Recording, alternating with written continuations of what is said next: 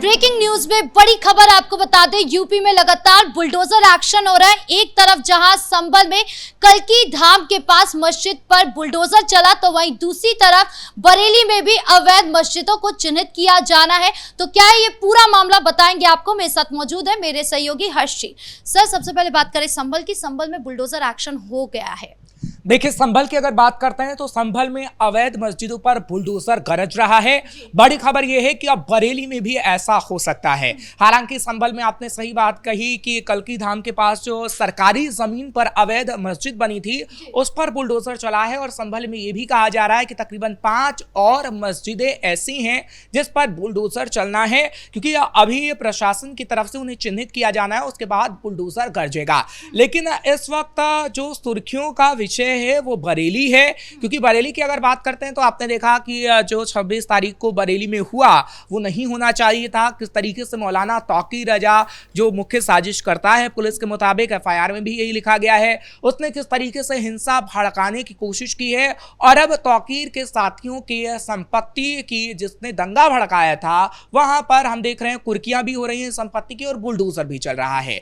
और अब बरेली में अवैध मस्जिदों पर बुलडोजर चलेगा, जिसे कहीं ना कहीं कुछ कट्टरपंथियों ने, कुछ मौलवियों ने अवैध तरीके से बनाया है। और उसी तरीके से बनाया गया जिस तरीके से हमने देखा कि उत्तर प्रदेश के बॉर्डर इलाके में कितनी तेजी से मस्जिदें बढ़ी थी, उसके बाद योगी सरकार ने वहां पर बुलडोजर चलाया था। और बरेली में तो ये कहा जाता है कि 350 से ज्यादा मस्जिदें हैं। तो क्या वो पूरी 350 मस्जिदें वैध तरीके से बनी हुई है, ये बड़ा सवाल है। और उसी का प्रशासन जांच करेगा, परखेगा कि क्या उनके पास कागजात हैं, नहीं है, सर्वे तक कराया जाएगा और फिर मस्जिद पर बुलडोजर चलने की कार्रवाई होगी। क्योंकि देखिए, तमाम मस्जिदों में हमने देखा कि 40,000 लोगों को ठहराने की पूरी व्यवस्था की गई थी। यानी मस्जिदों से प्लानिंग की गई थी कि कैसे मस्जिद की छत पर चढ़कर पत्थरबाजी करनी है, कैसे मस्जिदों में ठहरना है और बवाल मचाना है। लेकिन अब प्रशासन तगड़ी कार्रवाई कर रहा है। जिन मस्जिदों से आपने ये पूरी प्लानिंग करने की कोशिश की थी, अब उस मस्जिद को देखा जाएगा कि क्या वो मस्जिद अवैध है या फिर वैध तरीके से बनी हुई है। क्योंकि देखिए, कोई भी मस्जिद हो, मंदिर हो, गुरुद्वारा हो, कहीं पर भी हो, जो धार्मिक स्थान होता है उसका उपयोग आप उपद्रव मचाने के लिए नहीं कर सकते हैं। और वो कहीं ना कहीं, क्योंकि मस्जिद बहुत पाक जगह होती है, मंदिर बहुत पाक जगह होता है, और आप वहां से अगर ऐसी गतिविधि करना चाह रहे हैं तो खास तौर पर ये मानिए कि ये बात सही कही जाती है कि उपद्रव मचाने वालों का कोई धर्म नहीं होता है। और इसी तरीके से योगी आदित्यनाथ की तरफ से कार्रवाई की जा रही है, जो कि अब बरेली में भी आपको खास तौर पर देखने को मिल रही है। अच्छा, पुलिस प्रशासन की ओर से ये कहा जा रहा है कि वो सख्ती से कार्रवाई करेगी, लेकिन दूसरी तरफ ये अखिलेश यादव के पेट में जरूर दर्द उठेगा। वो तो जरूर ये कहेंगे कि जो भी है ये टारगेट करने का एक तरीका है मुसलमानों को, क्यों हर बार उन्हीं को टारगेट किया जाता है। देखिए, इकबाल महमूद का बयान भी इस पर सामने आ चुका है, जो समाजवादी पार्टी के विधायक हैं, और जियाउर रहमान बर्क का भी इस पर बयान सामने आ चुका है। उनकी तरफ से कहा गया है कि जानबूझकर प्रताड़ित करने की कोशिश योगी सरकार कर रही है। और जैसे संभल में हमने देखा कि मस्जिद का जब सर्वे हुआ और उसके बाद जो कार्रवाई हुई, जानबूझकर मुसलमानों को प्रताड़ित किया गया, वैसे ही बरेली में करने की कोशिश की जा रही है। ये जियाउर रहमान बर्क का बयान है, इकबाल महमूद का बयान है। हालांकि ठीक ऐसे बयान समाजवादी पार्टी के कई नेताओं के सामने आए हैं। इकरा हसन ने भी ऐसा ही बयान दिया है। लेकिन प्रशासन तो कार्रवाई करेगा ही, और पुलिस के पास बाकायदा सबूत हैं। अभी हमने कल ही देखा कि किस तरीके से तौकीर रजा की जब पेशी हुई थी, और तो पुलिस ने और न्यायिक हिरासत मांगी, रिमांड मांगी, और उसके बाद अब 14 दिनों तक वो रिमांड पर रहेगा और बड़े गहरे राज उगल सकता है। क्योंकि पुलिस ने जो एफआईआर दर्ज की है, उस एफआईआर में मौलाना तौकीर रजा को मुख्य साजिश करता बताया गया है। एफआईआर में एक एक डिटेल दी गई है कि कैसे भड़काऊ बयान दिया गया था और कैसे भड़काऊ बयान देने के बाद ये हिंसा हुई, क्योंकि सरपंच से जुदा वाले नारे लगाए गए थे। मौलाना तौकीर रजा के साथ डॉक्टर नफीस था, मौलाना तौकीर रजा के साथ नदीम था, जो कि बायां और दाहिना हाथ माना जाता है। और मौलाना तौकीर रजा के कई और साथी भी गिरफ्तार हो रहे हैं। आसिफ की हमने देखा कि पिछले दिनों ही गिरफ्तारी हुई थी, और यह भी कहा जा रहा है कि पुलिस अभी 5 ऐसे और लोगों को को गिरफ्तार कर सकती है और आगे आने वाले समय में हाफ एनकाउंटर भी हो सकता है। खैर ये होगा या नहीं होगा ये तो वक्त ही बता पाएगा, लेकिन इससे पहले 2 जनों का एनकाउंटर हो चुका है। लेकिन ये जो तमाम कार्रवाई हो रही है वो सबूतों के आधार पर हो रही है, लेकिन समाजवादी पार्टी को ये पच नहीं रहा है। समाजवादी पार्टी को इससे पहले भी कई चीजें पची नहीं है। खुद अखिलेश यादव ने बरेली में जाने की कोशिश की थी, जबकि समाजवादी पार्टी के तमाम नेताओं को चिट्ठी तक पुलिस प्रशासन की तरफ से लिखी गई कि अभी बरेली सेंसिटिव एरिया है, आप वहां पर नहीं जा सकते हैं। कुछ को हाउस अरेस्ट भी किया गया। हाँ, इससे पहले कुछ को हाउस अरेस्ट इसलिए किया गया था क्योंकि समाजवादी पार्टी का एक प्रतिनिधिमंडल बनाया गया था। उसमें तमाम 14 नेता थे, जिसमें इकरा हसन शामिल थी, जियाउर रहमान पर्क थे और विपक्ष के नेता माता प्रसाद पांडे भी थे और तमाम कई नेता थे।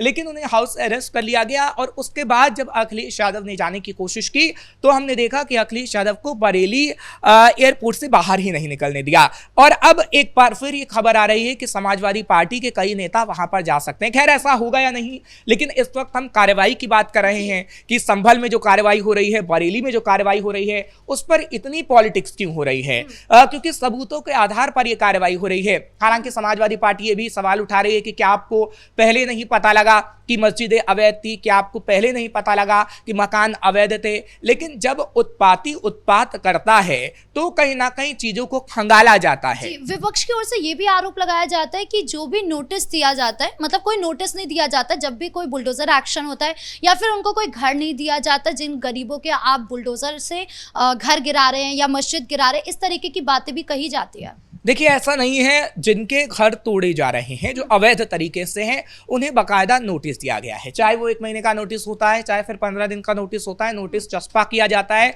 और जब नोटिस चस्पा किया जाता है उसके बाद ही बुलडोजर की कार्रवाई होती है। ऐसे कोई भी कार्रवाई नहीं होती और ये वैध तरीके से कार्रवाई होती है जो योगी आदित्यनाथ की सरकार करती है।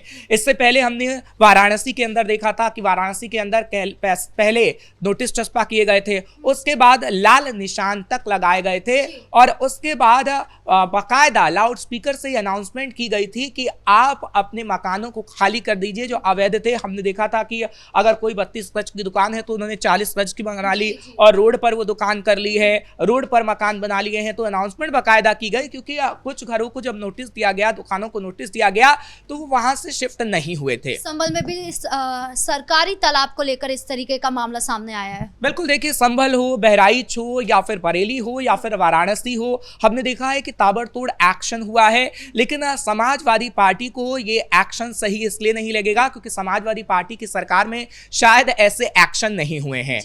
और बरेली की बात करूं तो बरेली में हम लगातार ये सुन रहे थे कि आई लव मोहम्मद को लेकर इतना बड़ा विवाद हुआ। अब अगर बुलडोजर चलेगा इन सारी जगहों पर, मतलब जैसे मस्जिद हो गया, मदरसा हो गया, इन सब पर अगर बुलडोजर चलेगा तो आपको लगता है कि इससे दंगा हो सकता है? देखिए ऐसा कुछ नहीं होने वाला क्योंकि योगी आदित्यनाथ के फेवर में इस वक्त लोग बोल रहे हैं। आप जाएंगे अगर संभल के अंदर जाएंगी तो भी योगी आदित्यनाथ के लिए लोग बोल रहे हैं, आप बरेली के अंदर जाएगी तो भी योगी आदित्यनाथ के लिए लोग बोल रहे हैं। और ऐसा हम इसलिए कह रहे हैं क्योंकि बाकायदा पोस्टर तक लगाए जा रहे हैं। पहले आई लव मोहम्मद के पोस्टर लगाए जाते थे, लेकिन अब आई लव योगी के पोस्टर लगाए जा रहे हैं, आई लव पुलिस के पोस्टर लगाए जा रहे हैं। ऐसा क्यों हो रहा है? क्योंकि उन लोगों को ये कार्रवाई सही लग रही है और बाकायदा आई लव योगी आदित्यनाथ के पोस्टर आप बरेली में जाएंगी तो आपको मिल जाएंगे, आई लव पुलिस के भी पोस्टर मिल जाएंगे क्योंकि पुलिस ने और योगी आदित्यनाथ ने बेहद अच्छा काम किया है। और बरेली की जनता हो या फिर संभल की जनता हो, वो जानती है कि योगी आदित्यनाथ किसी बेकसूर पर कोई कार्रवाई नहीं करते हैं। जो कसूरवार होता है उसी पर कार्रवाई की जाएगी, चाहे फिर वो संभल के अंदर हो चाहे फिर बरेली के अंदर। जी, इस मुद्दे पर ज्यादा अपडेट के लिए आपका बहुत बहुत धन्यवाद। तो कुल मिलाकर एक तरफ जहां पर संभल में बुलडोजर एक्शन हो गया है तो वहीं दूसरी तरफ बरेली में भी अवैध मदरसे, अवैध मस्जिद को चिन्हित किया जाना है। अब आगे क्या कुछ होता है ये देखने वाली बात होगी। ब्रेकिंग न्यूज में इतना ही। कैमरा पर्सन हर्षित के साथ मैं राधिका राज।